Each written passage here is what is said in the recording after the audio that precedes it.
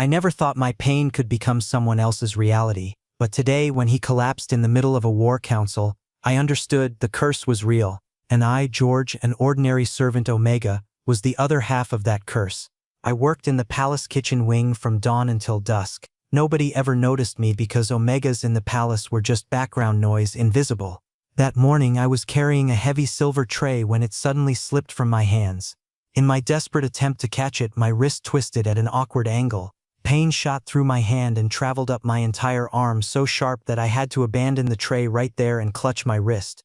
I thought maybe a few minutes of rest would fix it, but then suddenly the palace erupted into commotion. Guards started running in every direction, servants began whispering frantically, and news spread like wildfire. Prince Caden, the sole heir to the Alpha royal bloodline and future king, had collapsed unconscious in the throne room during a war council. Advisors reported that he experienced sudden unbearable pain in his right wrist, and he fell from his chair completely incapacitated. My heart stopped when that news reached my ears. I looked down at my own wrist, which was now swelling rapidly, and an old palace legend came rushing back to my mind. Centuries ago, a curse had been placed upon the royal bloodline. The legend said that if an alpha began to physically feel their fated mate's pain, the curse would activate. Fate would bind them together, whether they wanted it or not. I quickly wrapped my wrist in cloth and applied a tight bandage so nobody would notice. I told myself this was just a coincidence, nothing more. But deep down, my heart knew the truth. Prince Caden had never even noticed my existence. To him, I was just another invisible servant, nothing more than background noise. But that night, when guards suddenly escorted me to the head healer's private chamber, I looked through the doorway and saw Prince Caden standing there. For the first time, he looked directly at me, and there was no softness in his gaze, only suspicion and frustration. He stared at me as if I were some puzzle that urgently needed solving. "You felt it," he said in a slow but firm voice, stepping closer toward me. I said nothing because my throat had gone completely dry, but my silence became his answer. "This is the curse," he finally said, his voice low and dangerous. He came so close that I could feel his scent, cedar and smoke, pure alpha dominance radiating from every pore. "If you feel pain, I feel it too. If you get injured, I collapse. Fated mate bond." "So, what happens now?"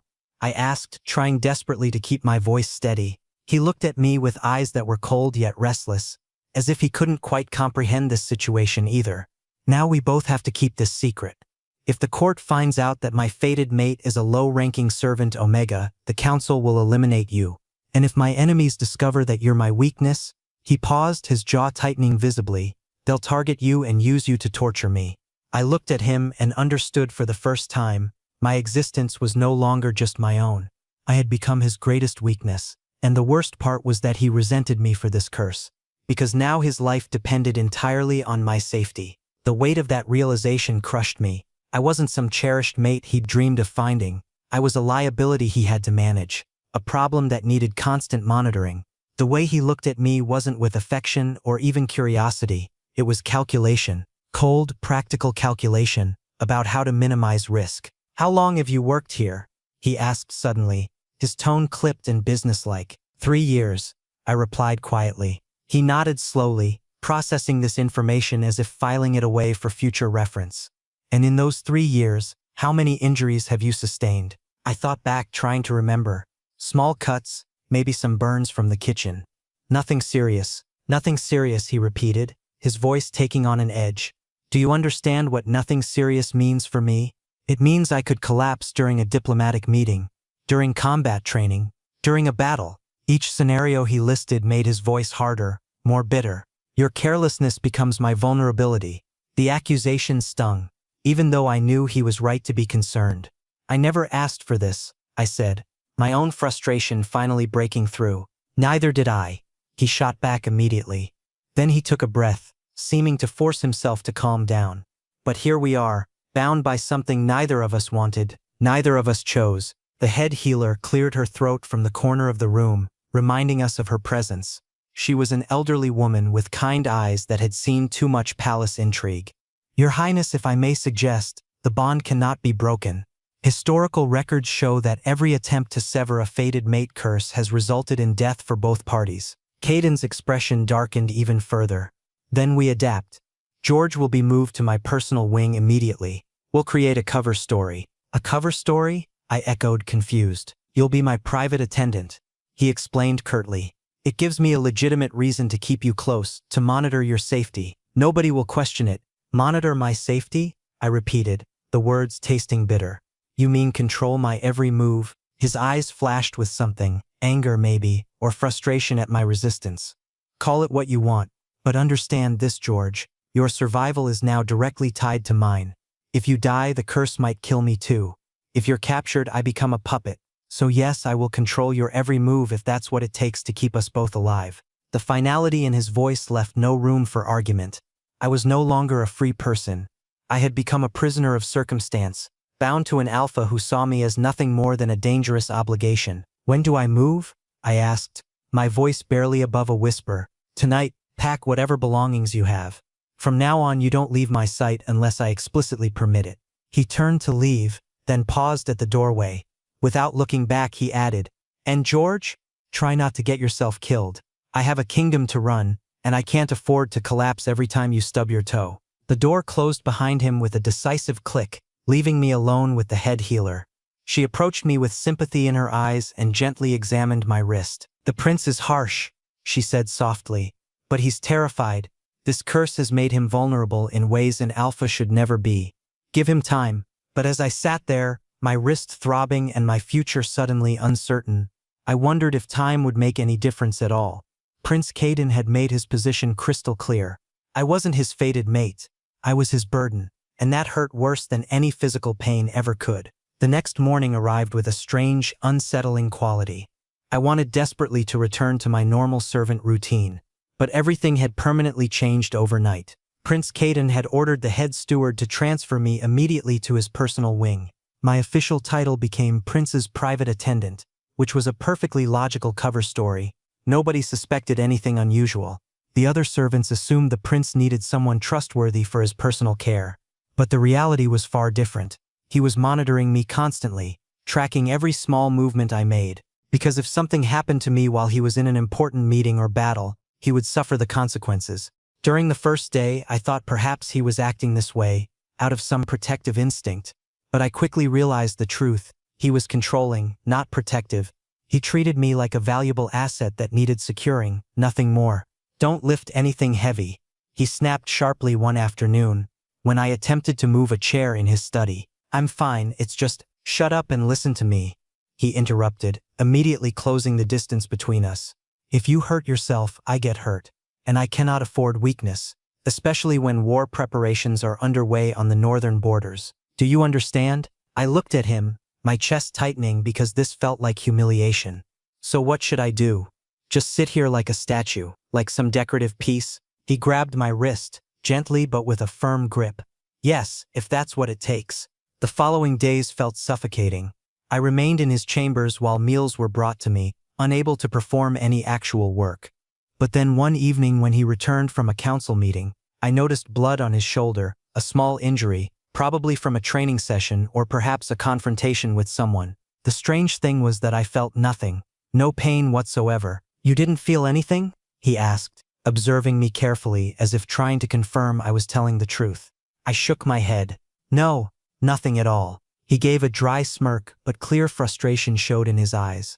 So the curse is one way. Only your pain transfers to me, but mine doesn't affect you. In that moment, I realized just how twisted and unfair this bond truly was. He was protecting me solely to protect himself. I wasn't some cherished, fated mate from the stories. I was simply a liability, a burden that required management. Yet then one night, when I accidentally cut my hand on a kitchen blade because I needed to do something, anything, he came to me immediately. He grabbed my hand, saw the blood, and without saying a word, bandaged it himself. His touch was unexpectedly gentle, almost caring, as if he was being extra careful. Why are you doing this? I asked softly, genuinely confused by this sudden tenderness. He paused, his eyes briefly meeting mine before looking away. Because if you die, I don't know exactly what will happen with the curse. And I can't take that risk when the kingdom is anticipating an enemy attack. But there was something else in his voice, something he refused to admit, perhaps concern, perhaps guilt. I couldn't quite understand it, but this was the first time I had seen any crack in his armor. Over the next week, a strange routine developed between us. He would leave for council meetings, military strategy sessions, diplomatic encounters, all the duties of a crown prince. And I would wait in his chambers, essentially imprisoned for my own safety, or rather for his safety. One afternoon, he returned earlier than expected and found me standing by the window, staring out at the palace gardens below. I hadn't heard him enter. "What are you thinking about?" he asked, his voice lacking its usual sharp edge. I was startled but answered honestly, "Freedom. I'm thinking about freedom." He approached slowly and stood beside me at the window. For a long moment we both looked out at the gardens in silence. The afternoon sun cast long shadows across the manicured lawns, and birds flew freely overhead. "I know this is difficult," he said finally, his voice quieter than I'd ever heard it. "Being confined like this, difficult doesn't begin to describe it," I replied, unable to keep the bitterness from my tone. I went from being invisible to being watched every second, from having no importance to being the most dangerous person in the palace. "Dangerous to me," he corrected, "not to anyone else." "Exactly my point," I said, turning to face him. "Everything about this situation revolves around you. Your safety, your vulnerability, your kingdom. What about me? What about what I want?" His jaw tightened, and I could see him struggling with something internally. "What do you want, George?" The question caught me off guard because he'd never asked before. He'd simply made decisions and expected me to follow them. I considered lying, considered giving him some simple answer that wouldn't complicate things further. But instead, the truth came out. I want to matter for myself, not just because hurting me hurts you.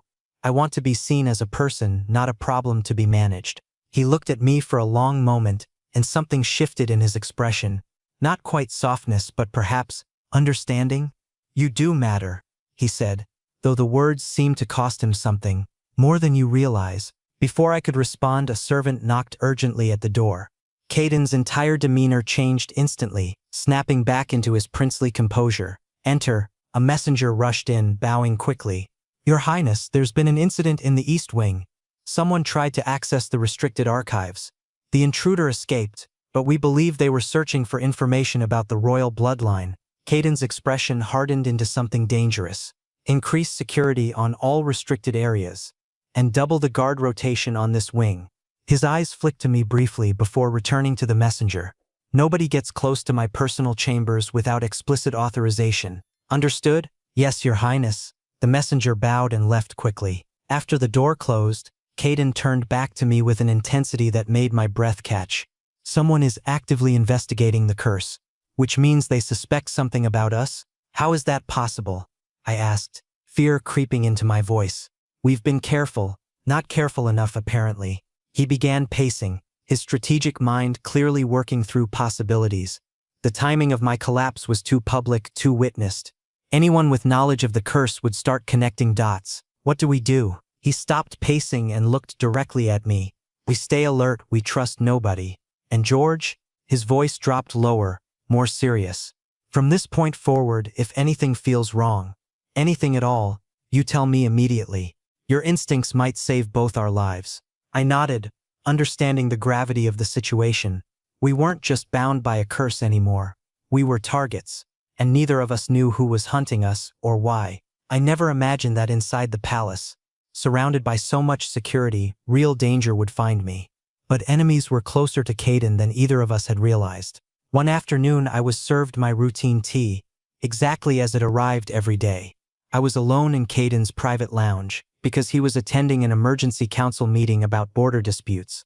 I picked up the cup and took my first sip and immediately knew something was terribly wrong. The taste was bitter, strange, and my throat began burning. Poison. I spat out the tea instantly, but some amount had already gone down. Pain started, first a tight feeling in my chest, then breathing became difficult, and my hands began trembling uncontrollably. Then news arrived. Prince Caden had collapsed in the throne room in front of everyone. Same symptoms exactly: chest pain, breathing difficulty. The court erupted into chaos. Guards rushed everywhere. Healers were summoned urgently, and advisors panicked because their prince had fallen without any obvious reason, even though he had been physically fine moments before. I understood immediately that this was my fault. My poisoning was affecting him. The head healer came to me secretly and administered an antidote, flushing my stomach. Gradually my breathing normalized, and as soon as I stabilized, Caden's condition improved as well. But then an unexpected visitor entered the chamber. Prince Nico, Kaiden's younger brother. He had always been calculated, sharp, observant, and secretly ambitious for the throne. Interesting pattern, Nico said, studying me slowly like a detective examining evidence. My brother collapsed at the exact moment you were poisoned. Strange coincidence, don't you think? My heart stopped. If he truly knew I was Kaiden's fated mate, I was as good as dead, because he could easily exploit the curse for his own gain. But then Kaiden burst through the doorway, weak but steady. His face was pale but determination burned in his eyes. Nico, get out now. Brother, I said leave, Kaiden growled, using full alpha command that couldn't be ignored. Nico left slowly, but his eyes remained fixed on me. The suspicion was clear and dangerous. He either knew something or was dangerously close to guessing the truth. When we were finally alone, Kaiden approached me and gently held my face, checking for any remaining symptoms. Who was it? I don't know, I whispered, still shaken. But this was deliberate. Someone planned this. He looked at me, and for the first time, I saw genuine fear in his eyes. Not fear for himself or for the throne. Fear for me. In that moment, something fundamental shifted between us. Subtle but undeniable. I will keep you safe, George, he said, his voice rough with emotion, no matter what it takes. And in that moment, I felt for the first time that maybe this wasn't just about the curse anymore. Maybe something deeper was developing between us. But the danger wasn't over. That evening, Kaiden called for his most trusted guards and the head healer to meet privately in his chambers. I sat in the corner still recovering while they discussed the situation. The poison was oleander extract mixed with nightshade, the healer explained. A combination that would be painful but not immediately fatal. Whoever did this wanted George to suffer slowly. Which means they know about the bond, Kaiden stated grimly. This wasn't a random attempt. Someone specifically targeted George to incapacitate me. One of the guards, a scarred veteran named Marcus, spoke up. Your Highness, if I may, the tea service goes through multiple handlers, kitchen staff, tasters, servers, any one of them could have been bribed or threatened. Then investigate all of them, Kaiden ordered, quietly. I don't want whoever orchestrated this to know we're looking. What about Prince Nico? Another guard asked carefully. His timing was suspicious. Kaiden's expression became unreadable. My brother is ambitious, but I need proof before I can accuse a member of the royal family. Watch him closely, but don't let him know he's being monitored. After the guards left, only the healer remained. She looked at both of us with ancient knowing eyes. Your Highness, I must speak plainly. This attack will not be the last. As long as George's existence remains a secret, he will be vulnerable.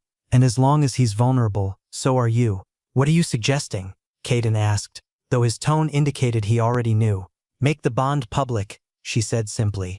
Announce George as your fated mate. Yes, it will cause scandal and political upheaval, but it will also make him untouchable. Nobody would dare harm the acknowledged mate of the crown prince without facing immediate execution. No, Kaiden said immediately. That would paint an even larger target on his back. Every enemy of the crown would see him as the perfect leverage. With respect, Your Highness, he already has that target, the healer countered. The only question is whether he faces it with the full protection and authority of your position, or continues hiding in shadows where assassins can strike freely. Kaiden looked torn, and I could see the conflict warring across his features. Finally, he turned to me. What do you think, George? This decision affects you more than anyone. I was surprised he was asking my opinion. Throughout this entire ordeal, decisions had been made for me, not with me. I considered carefully before answering. I think hiding hasn't kept me safe, I said slowly. Someone already knows or strongly suspects the truth, and they'll keep trying until they succeed. I met his eyes directly.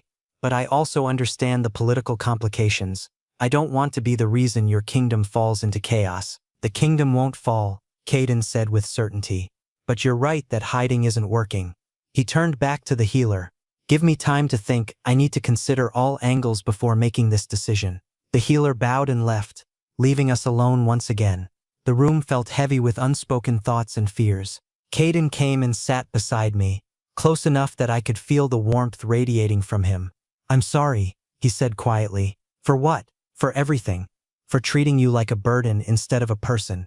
For being so focused on the political and strategic implications that I forgot you're the one actually in danger. He ran a hand through his hair in frustration. You didn't choose this curse any more than I did. but you've borne the consequences with more grace than I have." His words caught me completely off guard. This was the first real apology, the first genuine acknowledgement of my perspective. "I know you're trying to protect both of us," I said softly. "I'm failing at it," he replied bitterly. "You were poisoned right under my nose, in my own chambers, under my protection. But I survived, we both did." He looked at me then with an expression I couldn't quite read. "George, I need you to understand something. If anything had happened to you today, if the poison had worked, it wouldn't have just been about the curse. I would have—" He trailed off, seeming to struggle with the words. "Would have what?" I prompted gently, but before he could answer, alarm bells began ringing throughout the palace. We both jumped to our feet as guards burst through the door. "Your Highness, the northern border has been breached. Enemy forces are advancing." The war had begun, and everything was about to become infinitely more complicated. By the following morning, war had been officially declared. Enemy forces at the northern borders had launched a massive attack, and the situation had become critical. The kingdom needed its strongest alpha warriors, and Prince Kaden, as crown prince and future king, had to lead the army into battle. I watched him prepare for war, strapping on heavy armor, checking his sword's edge, his commanding presence on full display. He embodied pure alpha strength, powerful and fearless. But I knew a truth that nobody else understood. If something happened to me while he was far away on the battlefield, he would become vulnerable in front of enemies. If I fell or got injured at the wrong moment, he would collapse too, and in war even a single second of weakness meant death. He had me locked in the most secure room of his private wing, with heavy guards posted outside. "Nobody will get through these doors. They've been reinforced. You just need to stay safe until I return." "What about you?" I asked, my voice shaking despite my efforts to control it. He stopped, then slowly turned back toward me. For the first time, his expression showed vulnerability. "I'll be fine. The battlefield is where I belong.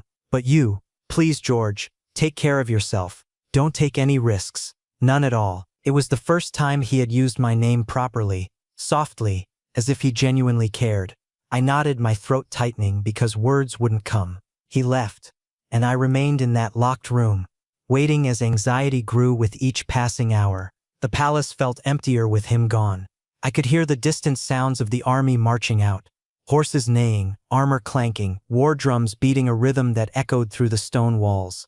Other servants moved through the corridors outside my door, their whispered conversations filled with worry about the coming conflict. Some had family members in the army.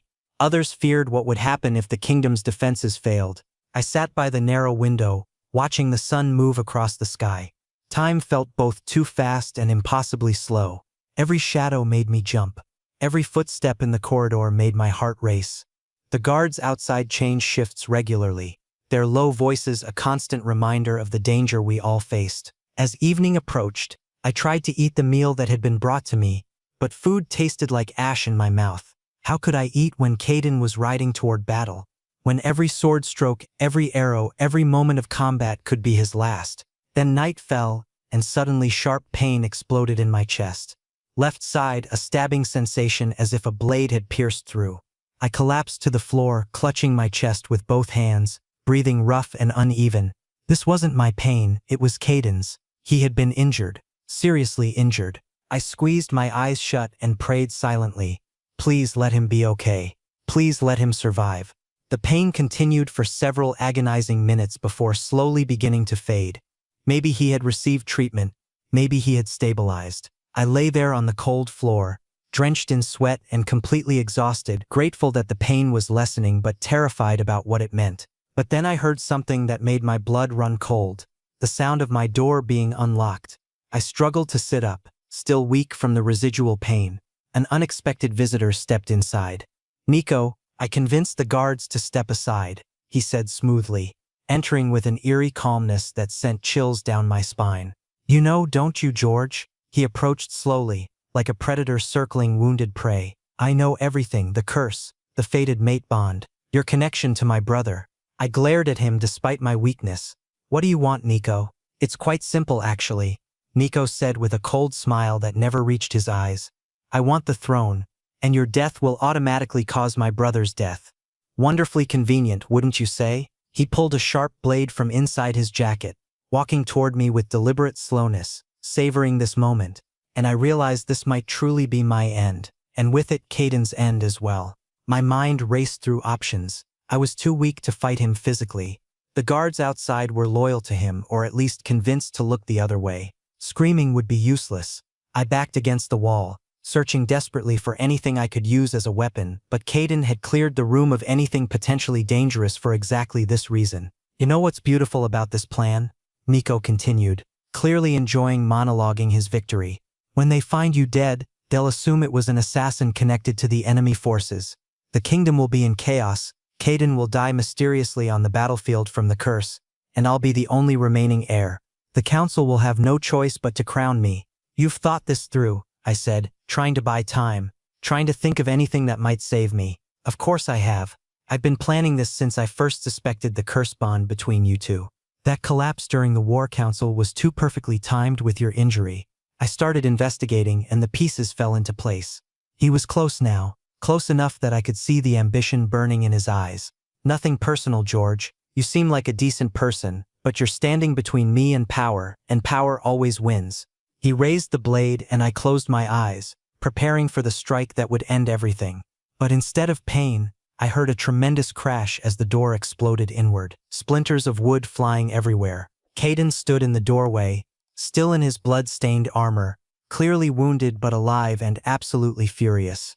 His presence filled the room with such raw power that even Nico took an involuntary step backward.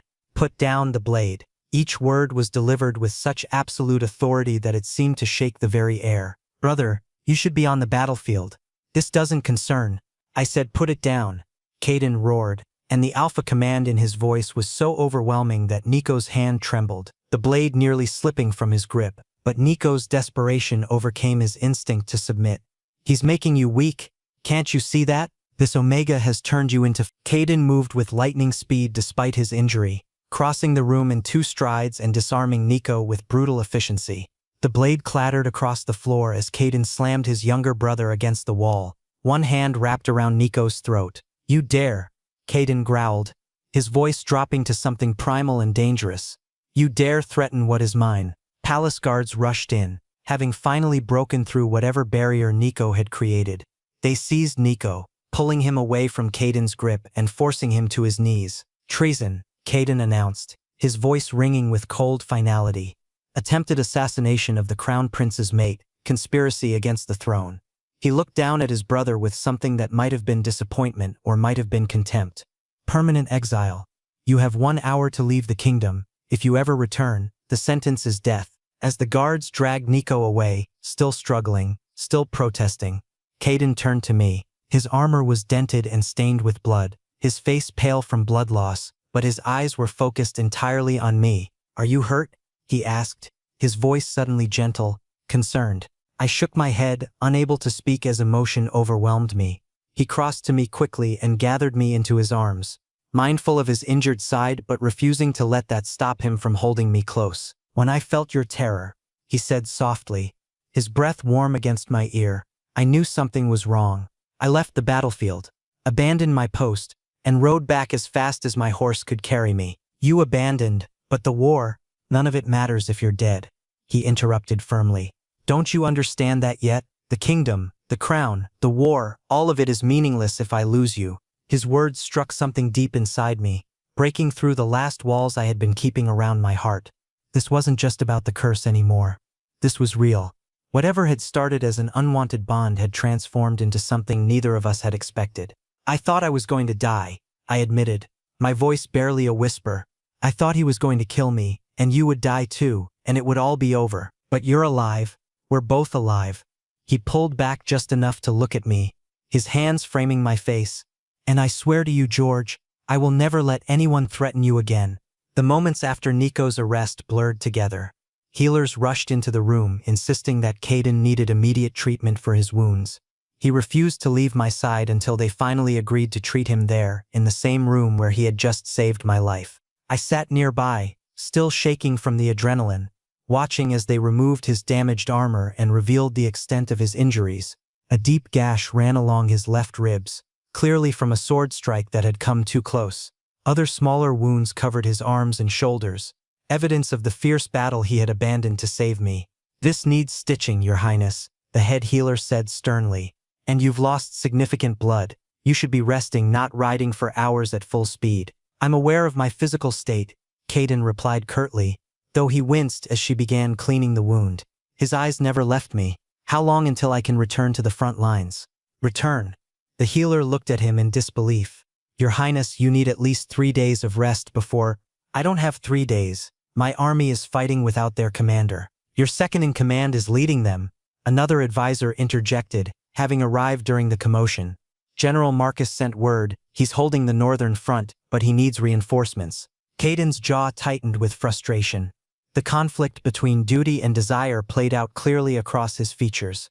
He wanted to return to the battlefield, to lead his soldiers, but he also refused to leave me vulnerable again. I can't leave George unprotected, he finally said, the admission seeming to cost him something. Not after what just happened. Your Highness, I spoke up, my voice steadier than I felt. You have to go back. The kingdom needs you. Your soldiers need you. And what about what you need? He countered immediately. My brother just tried to murder you. Someone poisoned you days ago. How many more attempts will there be if I'm not here? Then increase the guard, I suggested. Station soldiers you trust absolutely outside this door, but you cannot abandon the war because of me. If the kingdom falls, what difference does my safety make? The healer finished stitching his wound and began wrapping it in clean bandages.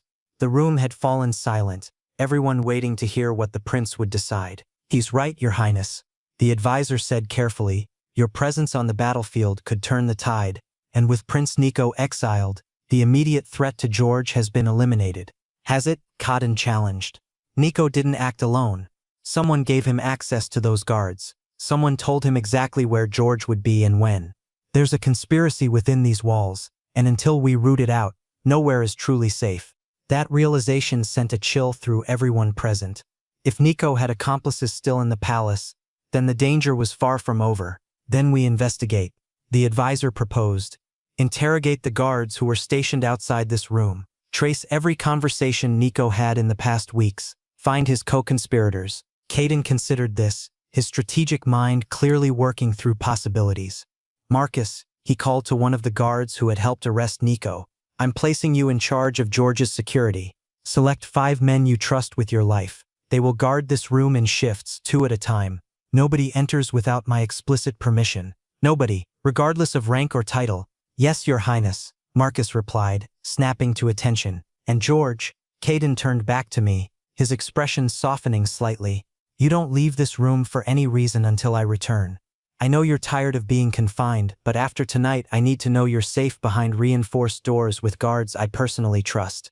I wanted to argue, to protest being locked away again. But the truth was, I had been terrified when Nico had that blade raised, ready to strike. Safety suddenly seemed more important than freedom. I'll stay, I agreed quietly, but promise me you'll be careful on the battlefield. If you die out there, I die too, remember? He smiled faintly at that, though the expression held more sadness than humor. How could I forget? Every moment I'm in combat, I'm aware that a blade meant for me could kill you as well through this cursed bond. The healer packed up her supplies and left with the advisor, leaving us with just Marcus and one other guard in the room. Far enough away to give us some privacy, but close enough to respond to any threat. Caden reached out and took my hand, his thumb tracing gentle circles on my palm. When I felt your fear earlier, it was overwhelming. More intense than any pain we've shared through the curse. I was in the middle of a strategy meeting with my generals and suddenly I couldn't breathe, couldn't think about anything except getting back to you. I'm sorry, I said automatically. I didn't mean to. Don't apologize. Your fear saved both our lives. If I hadn't felt it, if I had stayed at the front— He trailed off, not needing to finish the sentence. We both knew what would have happened. I've been treating this bond like a burden, like a weakness to be managed. But tonight, it saved you. I thought about that. How the very thing he resented had been the reason he arrived in time. The curse that trapped us together had also kept us alive. When do you leave? I asked, dreading the answer. Dawn. I'll rest here tonight, then ride out with the sunrise. He saw my expression and added quickly, Marcus will bring you reports twice daily. You'll know how the battle is going and you'll know that I'm alive. The reports won't tell me if you're in pain. If you're injured but hiding it from everyone, then feel through the bond. He suggested. You said earlier that you don't feel my pain the way I feel yours. But you felt my injury tonight, that stabbing sensation in your chest. Maybe the bond is becoming stronger, more reciprocal. The thought was both comforting and terrifying. Comforting because it meant I would know if he was truly in danger. Terrifying because feeling his pain meant experiencing every wound, every blow he took in battle.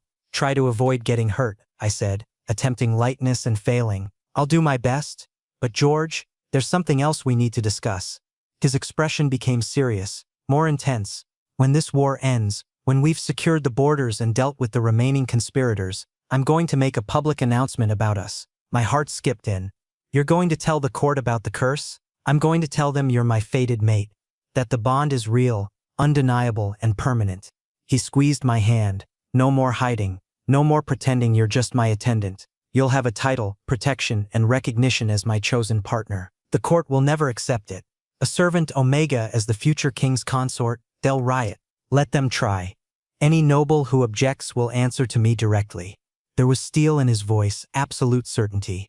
I've spent weeks treating this bond like a political problem to be solved. But you're not a problem, George. He paused, seeming to struggle with the words.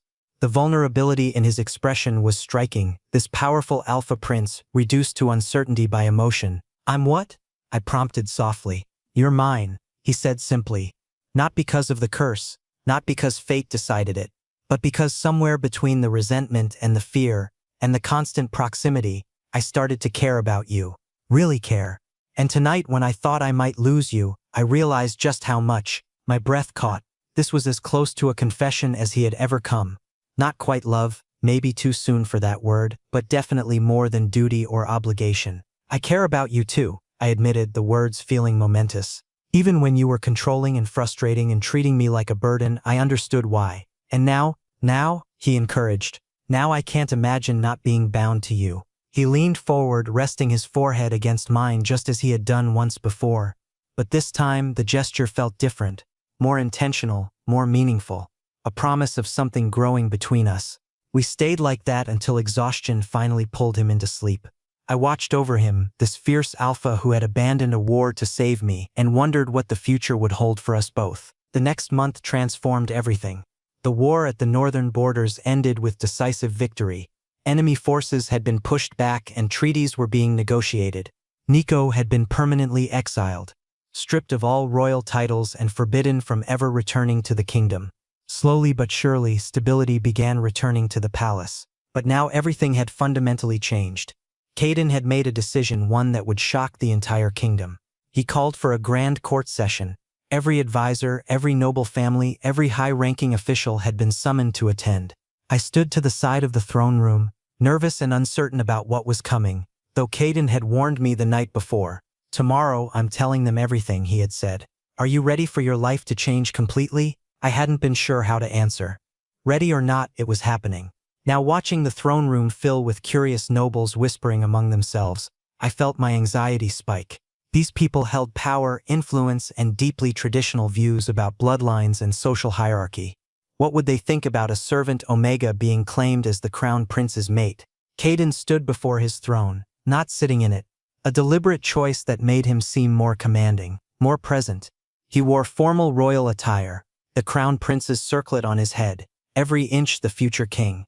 When he raised his hand for silence, the room immediately quieted. I have summoned you all here today to make an important announcement regarding the future of this kingdom, he began, his voice carrying clearly through the vast space. As you know, our family's bloodline carries an ancient curse, one that binds an alpha to their fated mate through shared pain. Murmurs rippled through the crowd. The curse was known, but rarely discussed openly in court. It was the kind of thing nobles gossiped about but never acknowledged in official settings. That curse has activated, Caden continued, and I have found my fated mate. The murmurs grew louder. Nobles craned their necks, looking around the room as if expecting some high-born Omega to step forward. When Caden gestured toward me, the room fell into shocked silence. George, who has served in this palace for 3 years, is my fated mate. The curse has bound us together through pain, through danger, and through circumstances neither of us chose initially. But now I choose him freely, consciously, and permanently. The silence shattered into chaos. Gasps, shocked exclamations, and immediate protests erupted from multiple corners of the room. Your Highness, this is a servant? How can one elderly advisor sputtered, his face turning red.